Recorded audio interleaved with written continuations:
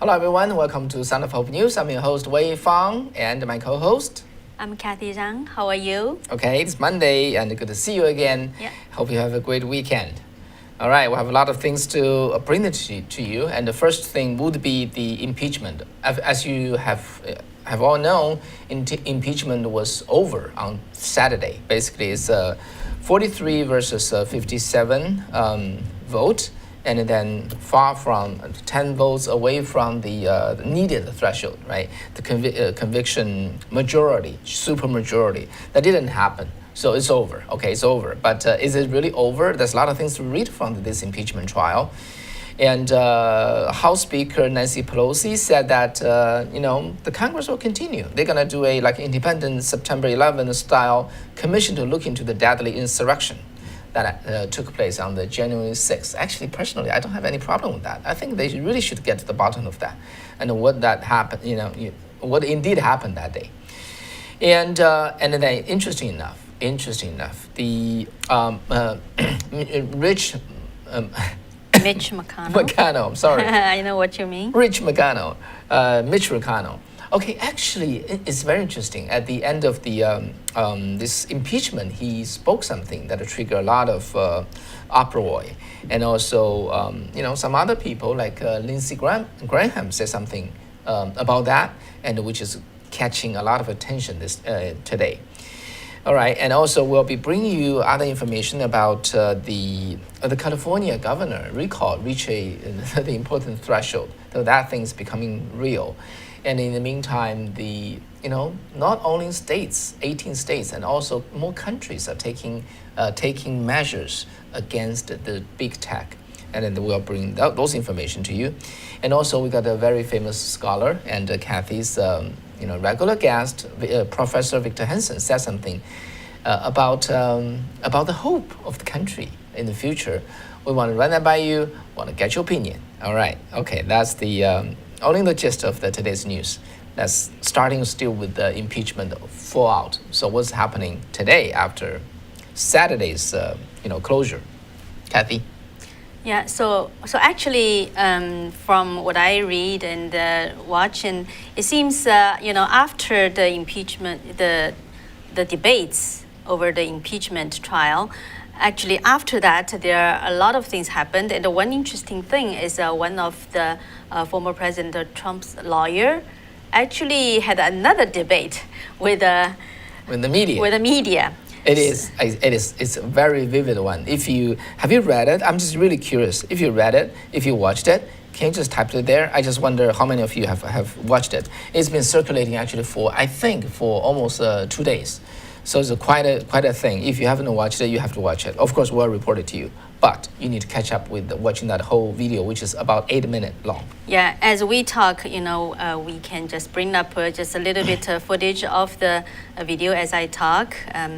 C1. So the lawyer, Michael van der Veen, he actually was talking to a CBS News reporter called Lana Zak. So that's after the Senate acquitted President Trump. So Zach, he tried to say the lawyers contradicted himself about whether the January 6th event at the Capitol was insurrection. Okay, so she said you deny that, but at the end of the trial, you said you admitted that's insurrection, and the lawyer said no, you just didn't understand. I was just quoting the House impeachment article, right? Yeah, may I just insert? Okay, in our profession, it's called a leading question. It's not an open question. It's a leading question. Try to lead somewhere, and the attorney wasn't really happy. They said, "You don't understand it. You don't understand the case. I was quoting something from the impeachment charge, not my word." Okay, go ahead. Well, as a media peer, I don't blame her trying to verify the facts, right? But before that, she should verify by herself, because that's pretty easy to verify. It's not like confusing. So after that, then Zach followed up with a question asking the lawyer, because the lawyer said, you didn't understand, and then she said that's the Democratic House managers, they presented doctored evidence, which we showed you, some clips days ago, last week. Some of you, the viewers, said, "Oh, that's doctored evidence, right?" So then the reporter saying, "Oh, what you just say was like, for example, addition to a Twitter check mark, which didn't exist. They actually in the evidence they put on this, added this check and changed the year from 2020 to 2001 and 2021. 2021. 2020 to 2021. Right, and thank you. And then selectively added a video of the Capitol riot. And then the lawyer just saying it's not enough for you. It's not enough for you.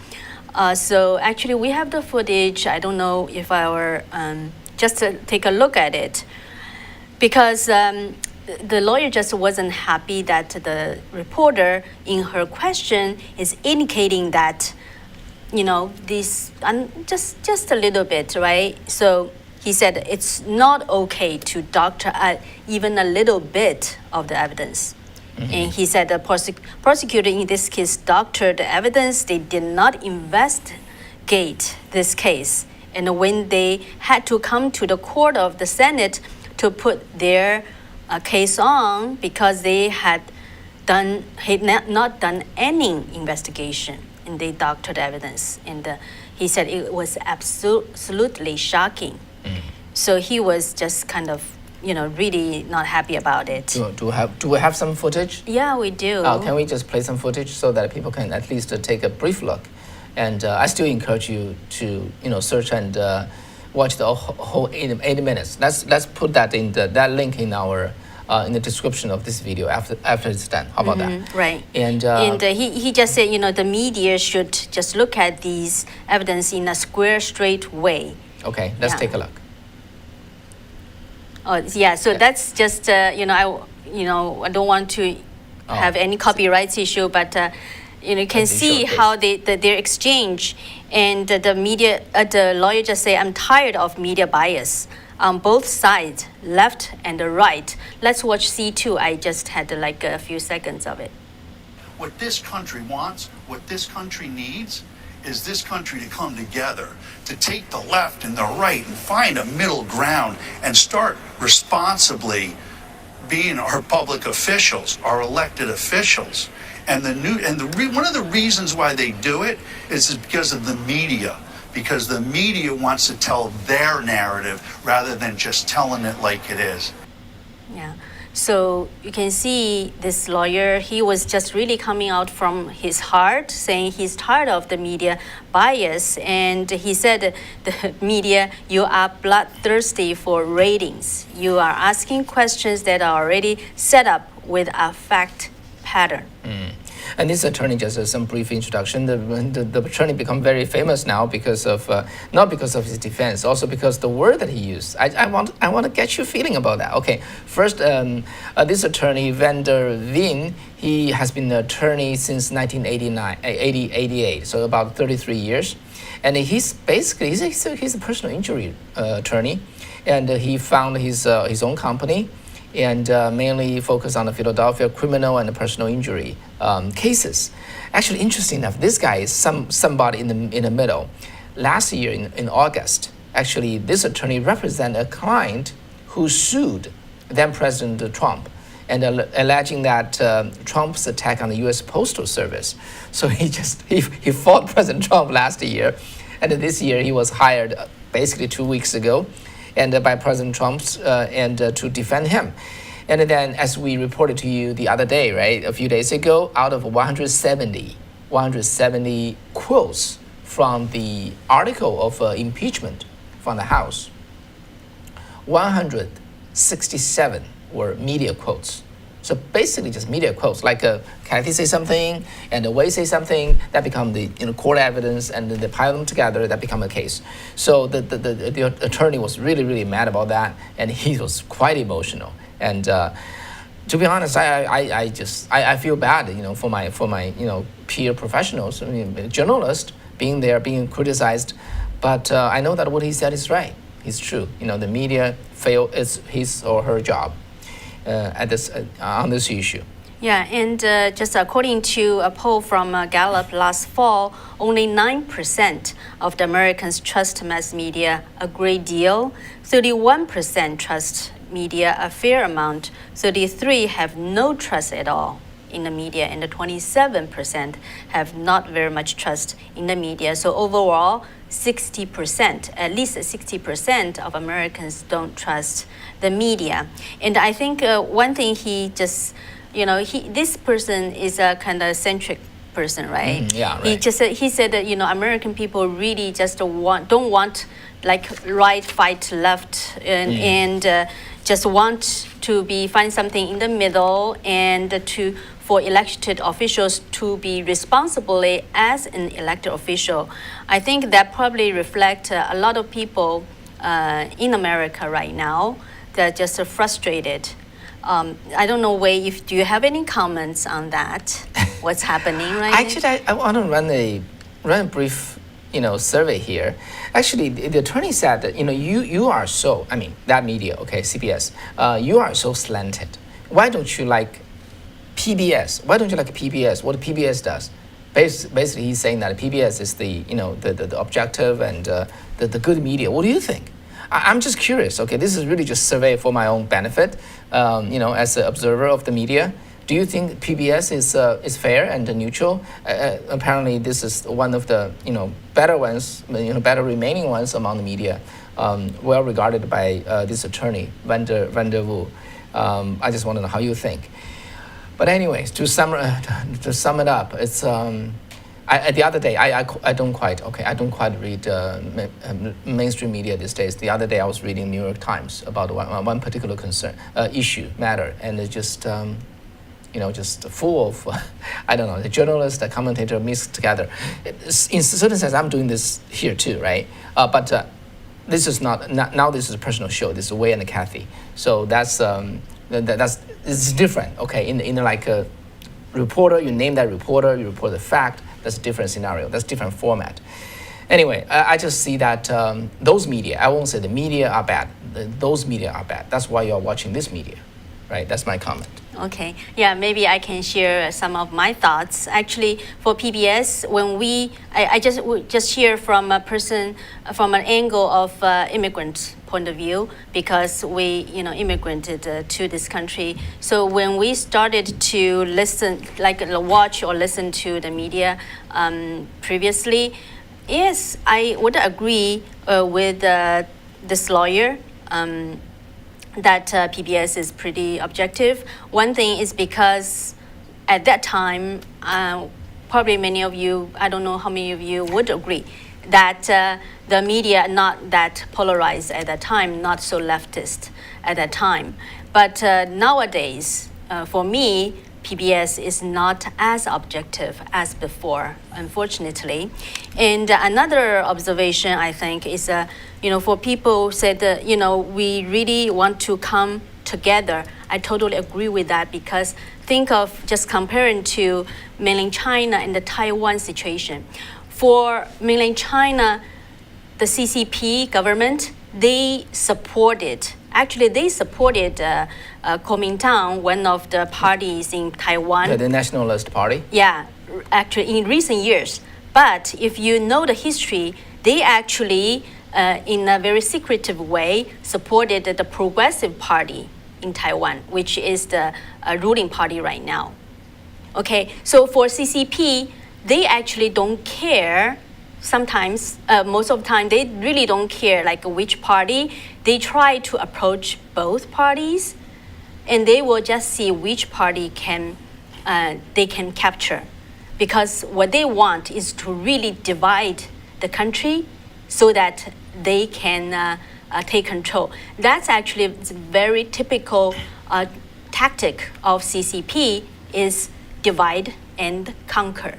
So when America is divided, who really like it? Who like the most is the CCP. So, that's why as America, I think 99% of the people want this country to be better, right? but how to make it better, people have different thoughts. But unfortunately, right now, the leftists, the very few leftists, really they cheated on a lot of people, Americans, and did a lot of tricks and exploit people's emotion or different views, try to divide the country. So that's the very unfortunate thing. I think we need to let more people know about that. We should not divide. People could have different opinions, could have different political views. That's okay. But the core thing is we cannot let our freedom go, and just in order to take the power to take up the tactics from the CCP. That's what I think. Yeah, thank you for those of you who responded. The last 45S said PBS is biased, and the cool arrow said PBS is left-wing propaganda. I don't mean to attack anyone. Okay, I'm really just doing a fact check here. Okay, and another viewer said PBS Amadalero Darrow saying that PBS is the most corrupted media organization, yet they just keep their trash hidden much better. Plus, they are funded by the government. Yeah, I think that's probably part of the problem. Yeah, so I see what you see, right? This is just reflected by your your understanding, your recognition. People have sharp eyes. They know things, and the people in this country know things. Something they don't know. Okay, that's why Kathy and Wei are here. Some hidden communist, those kind of scheme. But generally speaking, I think this is very, very informed electorate, and you guys see things. All right, let's move on. So that aside, there is there's interesting division here, not division, different opinion. All right, so after the vote, so how Mitch McConnell voted. He voted no on the impeachment, but for different reason. Okay, he said there's no question, quote, there's no question, none, that President Trump is practically and morally responsible for provoking the event of January 6th.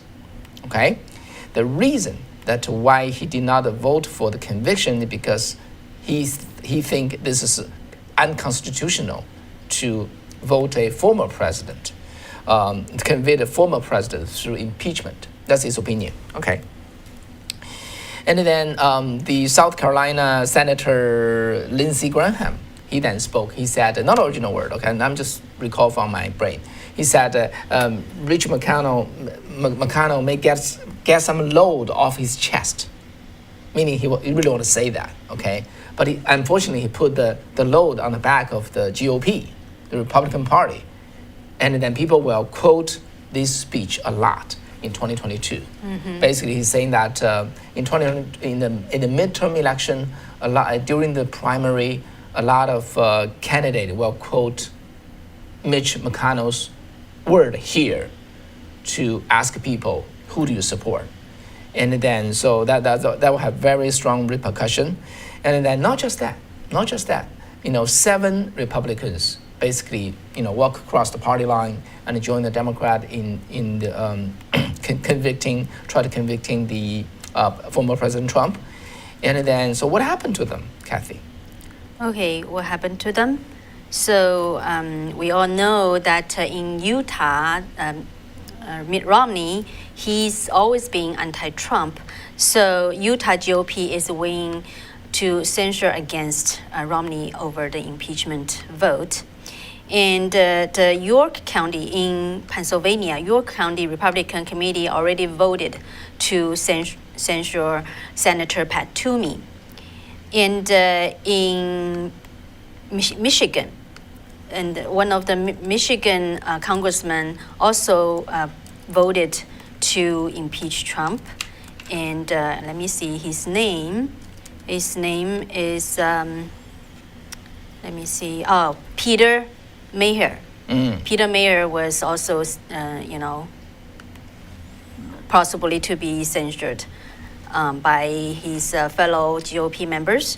In the North Carolina, we know that the 6 Republican Party members voted. It's constitutional to impeach former President Trump, and but at the end, whether to convict President Trump added another GOP member. That's a North Carolina Congressman Richard Burr.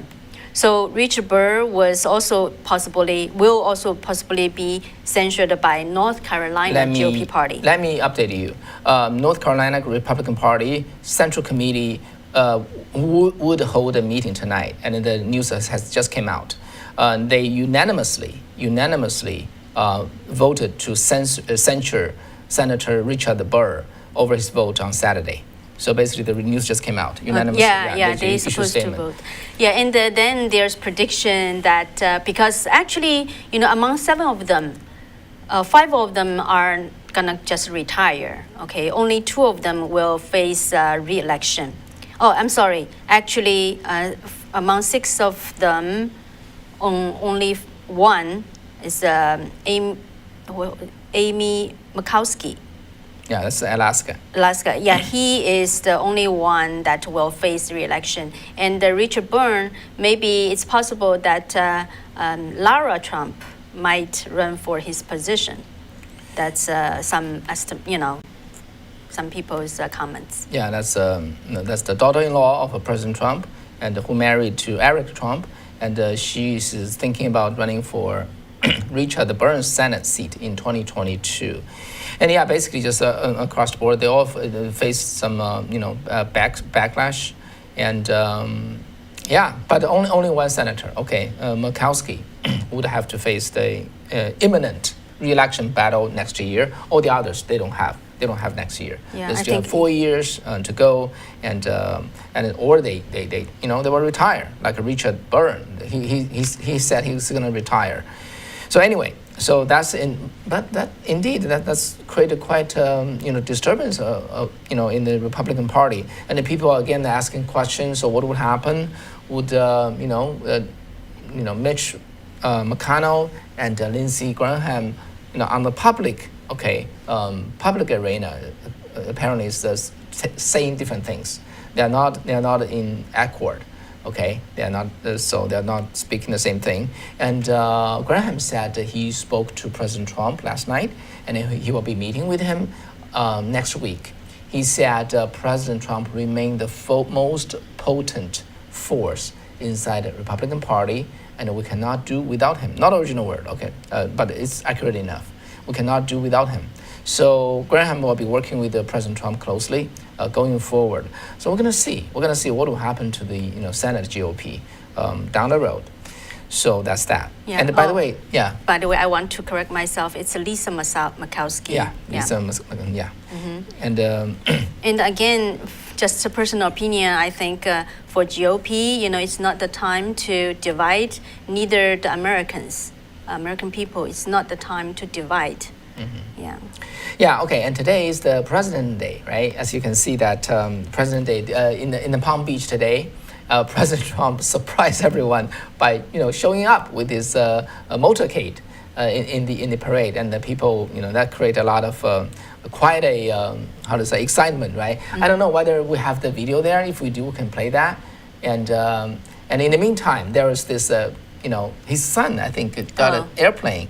Uh-huh. And drawing out a big banner in the sky, and saying that Happy President Day and Happy Valentine, and that was quite warm. I don't know whether our okay, this is in Palm Beach.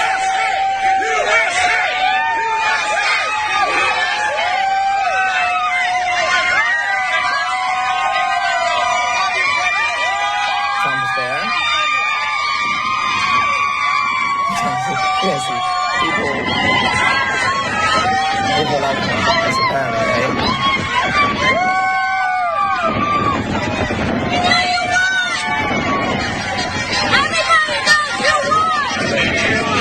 I think it's the second impeachment trial was unprecedented, and this is also unprecedented. Like American publics, got so much celebrate a former president, right, in publicly. So it's unprecedented. So let's take a look at the airplane. If our they can Okay, let's take a look. There's a plane. There's a big long banner, and you can read from the banner. And what does it say? All right. Okay, here we go. We love you, President Trump. Happy Valentine's Day. Okay, so it's from yesterday. Okay, so that's the news for President Day yesterday. Yeah, no, President is today. Yeah, I mean the Valentine's Right, is right, yesterday. yeah. So. Yeah, to concatenate back-to-back, good holiday, not holiday, good celebration days. All right, how about let's move on. Let's move on to the high tech, the big tech. Big tech. Yeah, as of now, actually 18 states. We reported to you about Texas and Florida. They're taking measures to punish the big tech if they were to censor the conservative and to censor the First Amendment. Now, as many as 18 states are passing or have already passed some kind of legislatures targeting the big tech. Right. So those states, including Texas and Florida, they're taking the initiative after the social media giants deplatformed President Trump and other conservatives. So the Heartland Institute said that as of February 5th, actually it's 10 days ago, 18 states are taking initiatives after social media giants for what they've done. They have introduced some forms of legislation to ensure that political views are not suppressed by those big techs. So previously a lot of people are just relying on to see if hoping that Congress would do something to the Section 230 of the Communications Decency Act, which protect the companies like Google, Facebook from being legally liable if users post something damaging contents. And actually, the then candidate Joe Biden even criticized Section 230 in an early 2020 interview, saying that it should be revoked for platforms like Facebook that share falsehood that they know to be false. But former Congresswoman Tulsi Gabbard told the Daily Caller that the efforts to amend Section 230 just evaporate once those legislators encounter the lobbyists associated with Facebook or Google. So right now, the states are taking up their own actions. So the Heartland Institute said that the legislations often involve states creating a civil or private cause of action for citizens to seek potential large financial damage against the platforms which censor, ban, or deplatform them. We know in Florida, the governor just had proposed a legislation to create like 100,000 a day punishment. Yeah. Yeah, okay. Not just states in the U.S., and there's more and more countries. The first is Poland, then it's Hungary, and then now it's Australia. It's they are standing up to the big tech. Okay, so the story at Australia is very interesting. I think we reported to you before, right? It's about that Australia is saying that no, you guys cannot come in and just freely aggregate news without paying a penny, and then you supply that. And then Google saying that if you don't allow us to do that, we're gonna back out of here. We're gonna take our search engine away and see who's gonna cave in first. So after they announced that, first it's conservative government, okay? It's conservative government. Australia government is saying that no, we will not yield. We will not yield, okay? In the meantime, Microsoft stepped in. Microsoft said, we got the bin. We got the bin search engine. You can get rid of them. We can fill in. So now Google has backed down. Google is backing down. It's trying to negotiate a deal with the Australia government, saying that they could be, they would buy the local news, enter a deal with them, and that is happening. But in the meantime, Microsoft is still issuing calls saying around the world, saying that they cannot do this. If you don't like them, we are here available. See the power of a free market competition. That's now I think that story is kind of folding with possibly a good ending. And in the meantime, Poland and Hungary they all stand up to the extreme left, big tech.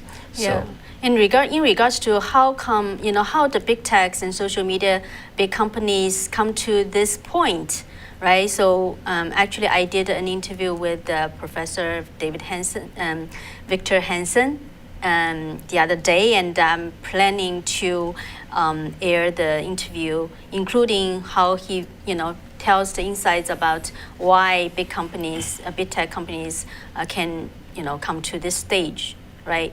Are you curious? So if pay attention to our channel, and maybe this is a good time to remind you, make sure you are subscribed and click the bell so that you will receive notice when this interview is scheduled to air.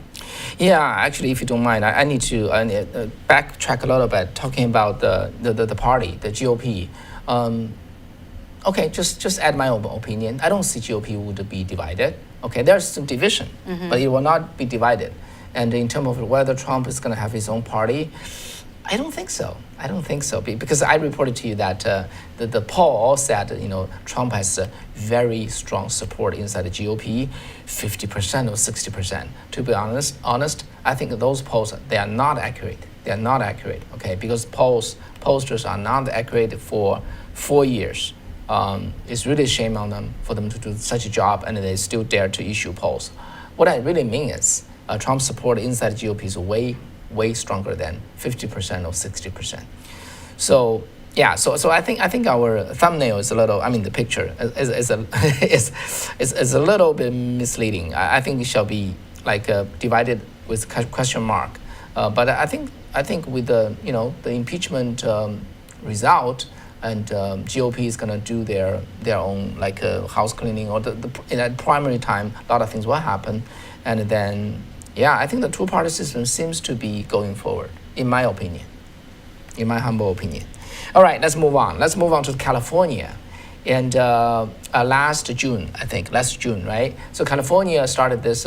Some Californians started this recall of Governor Gavin Newsom, who was a star.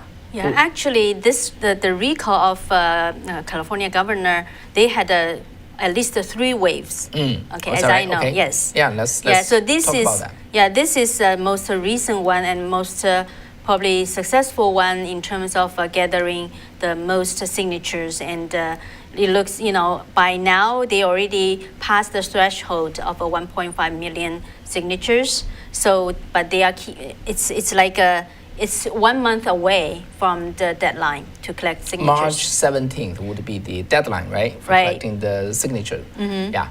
So the people who are organizing this recall saying that they are not stopping at 1.5 million. They are aiming at 2 million, like 1.8 or 2 million, because actually they gonna go through signature verification. That reminds me of, talking about signature verification. In the recall, you have to verify signature, but in California, when you go to vote by mail, they don't, sometimes they really don't verify signatures. So how? Now they are really strict. Yeah. Voter ID and, okay, Kitty Hawk, and you wrote this, hit the thumbs up and force the algorithm to share Kathy and Wei's video on to more viewers. Thank you very much. Thank you. Really appreciate it. You guys are always great. The number of likes versus the total viewers, always a topic for our Chinese viewers. In the next hour, we typically will talk about that, and we encourage them also to hit the likes and the subscription. And thank you. We need your help. Okay, we need your help to get the algorithm into working. And again, the reason why you watch this is because the so-called mainstream media is not worthy of your eyes. That's why you're watching this. Let more people to watch this. All right. So basically, for the California recall, now the signature reached 1.5 million, right? Yes. So they need to proceed because they're gonna qualify it. Disqualify a certain number. And this is San Francisco. We're here. This is California. All right. So we know that what is happening here, people are not happy, and So basically, what it really happened is the Gavin Newsom that the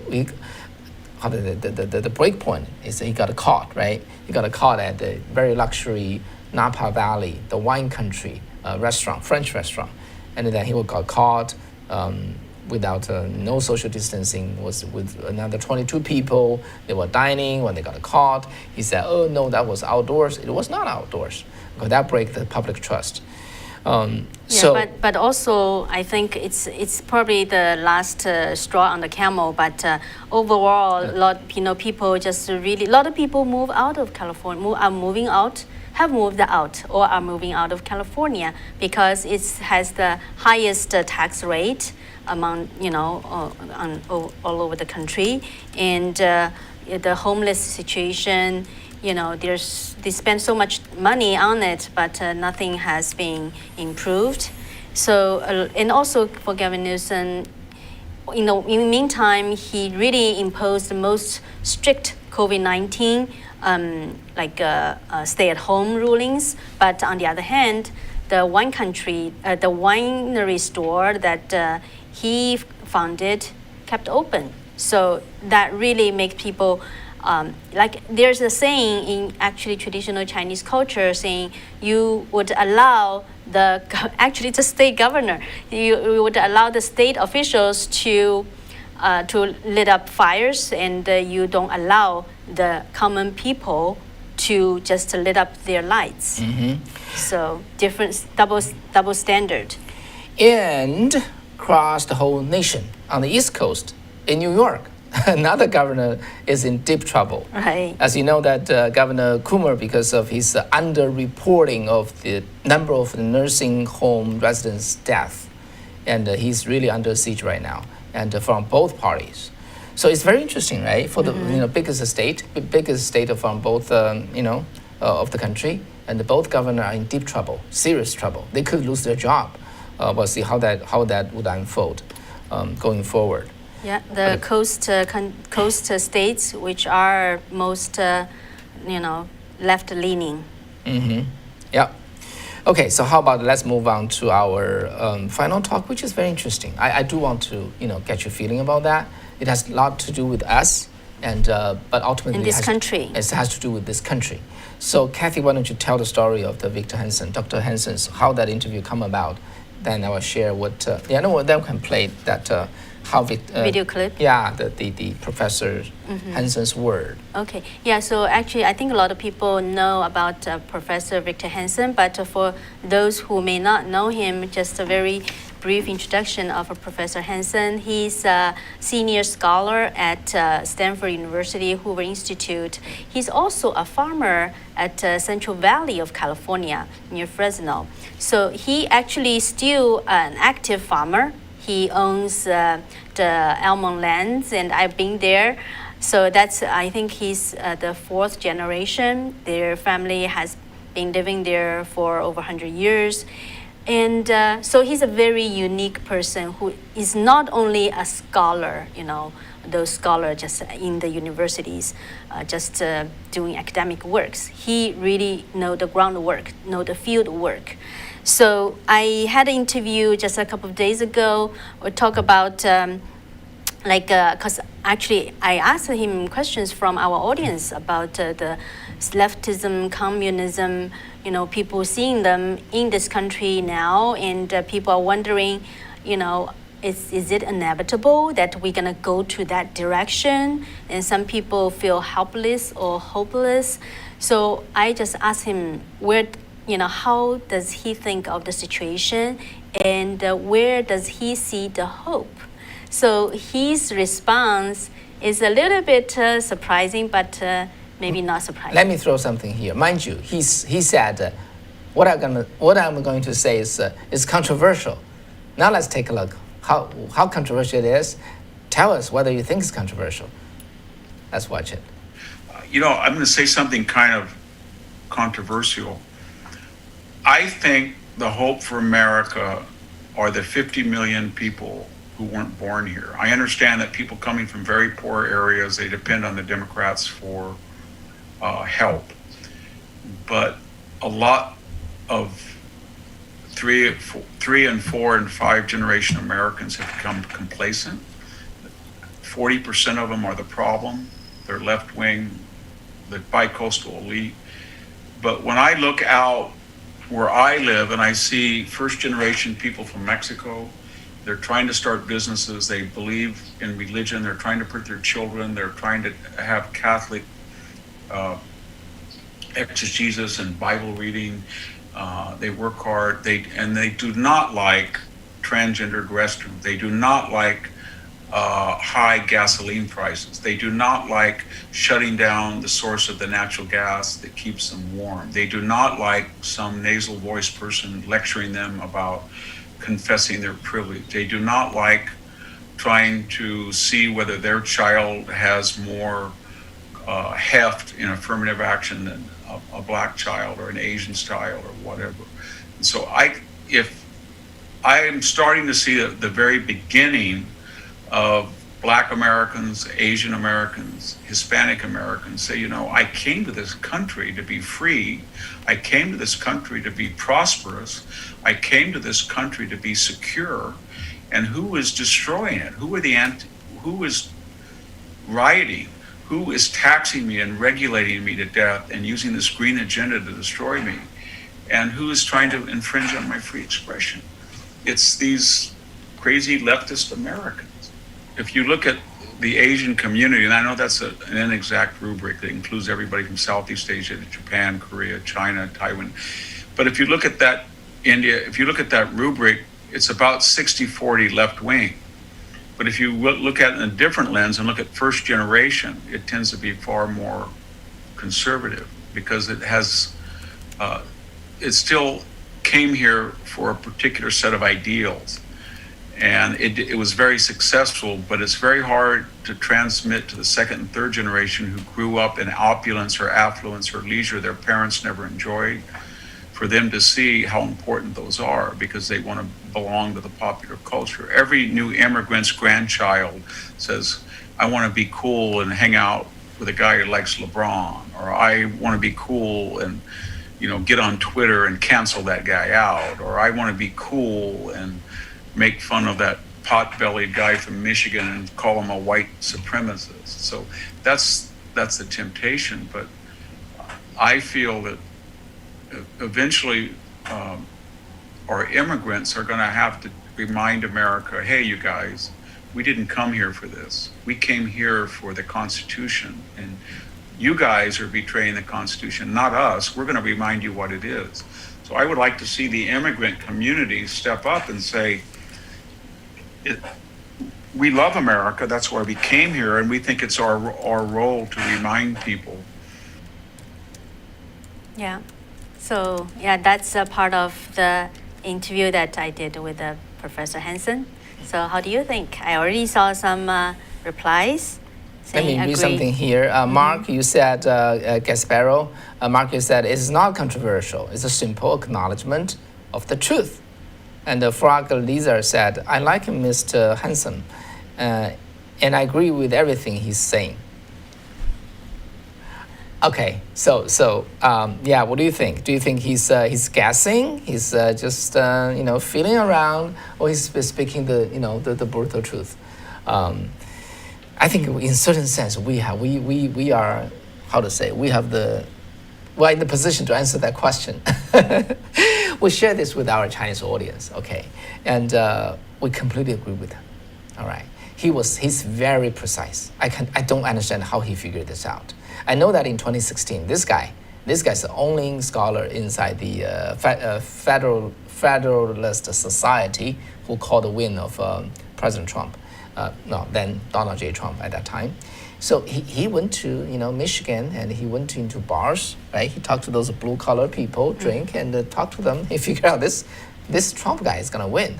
So also he talked to the immigrants from Mexico in Fresno.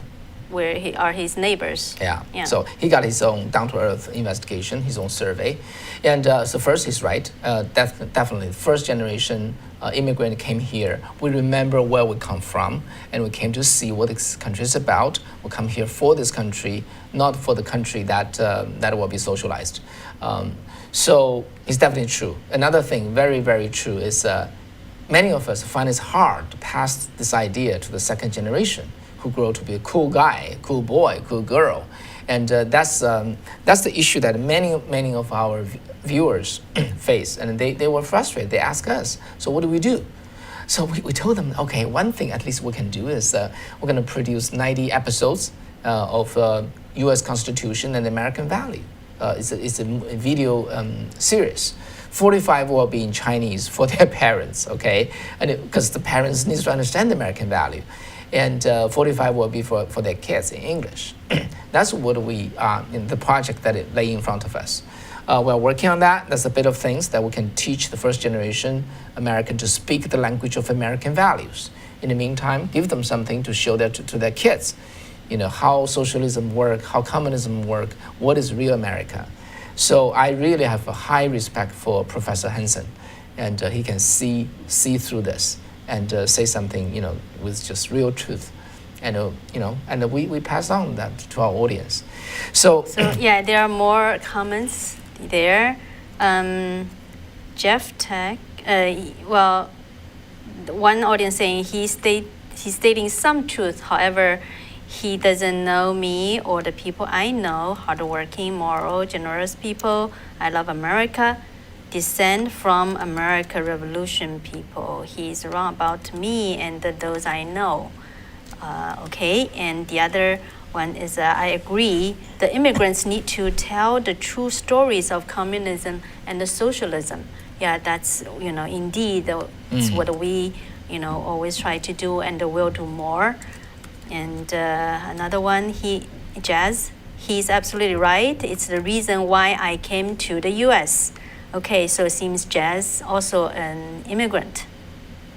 And I don't know, for Tony, can you load up the F2, and which is a photo of an airplane. Okay, it's called the Flying Tiger airplane.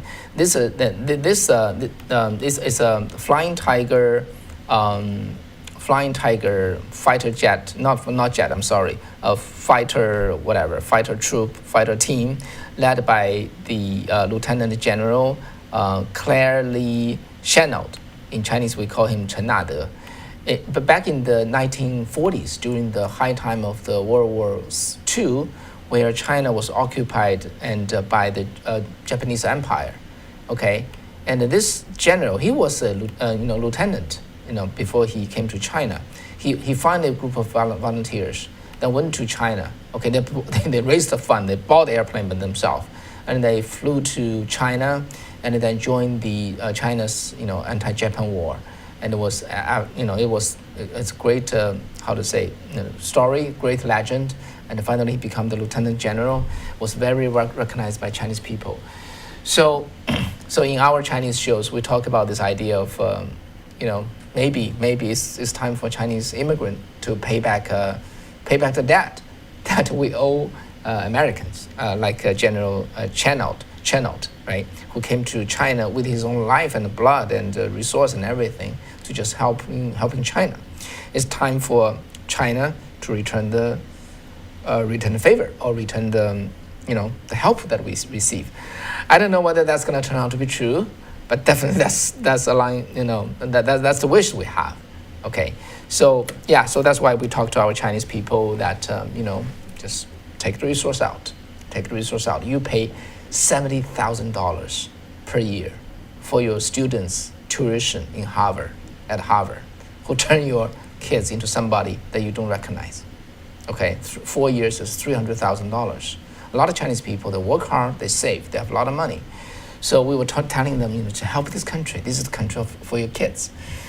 So anyway, just from the Professor Hanson's speech, I really, feel, very, very, very, very dear and close about his word, and we'll put it to use.